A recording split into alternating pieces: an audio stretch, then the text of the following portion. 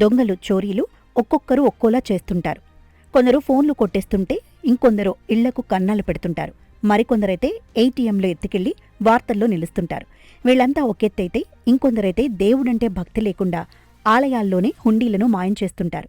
కానీ తాజాగా మహారాష్ట్రలో ఆలయంలో చోరీకి వెళ్లిన ఓ దొంగ తన తెలివి మాత్రమే కాదు, భక్తిని కూడా చూపించి సోషల్ మీడియాలో వైరల్ అవుతున్నాడు.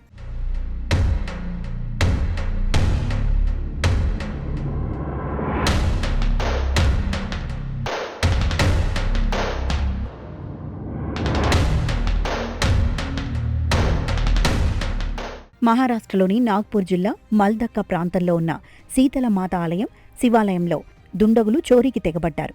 రాత్రివేళ ఇద్దరు దొంగలు 2 ఆలయాల్లోకి చొరబడి హుండీలను పగలగొట్టి అందులోని నగదును దోచుకెళ్లారు. అయితే ఈ ఘటనలో ఆశ్చర్యకరమైన విషయం వెలుగులోకి వచ్చింది. చోరీకి పాల్పడే ముందు దొంగల్లో ఒకరు ఆలయంలోని దేవుళ్లకు నమస్కరించి చేతులు జోడించి క్షమాపణ కోరాడు. అనంతరం హుండీని పగలగొట్టి డబ్బులు తీసుకుని అక్కడి నుంచి పరారయ్యారు. ఈ ఘటనకు సంబంధించిన దృశ్యాలు ఆలయంలోని సీసీటీవీ కెమెరాల్లో రికార్డయ్యాయి. సోషల్ మీడియాలో ప్రత్యక్షమైన ఈ వీడియో తెగ వైరల్ అవుతోంది.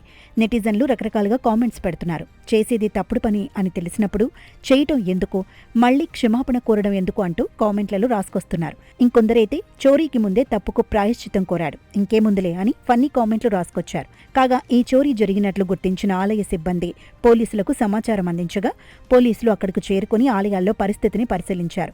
హుండీ చోరీపై కేసు నమోదు చేసి దర్యాప్తు ప్రారంభించారు. సీసీటీవీ ఫుటేజ్ ఆధారంగా నిందితులను గుర్తించే పనిలో పోలీసులు నిమగ్నమయ్యారు. నిందితులను త్వరగా పట్టుకుంటామని పోలీసులు తెలిపారు.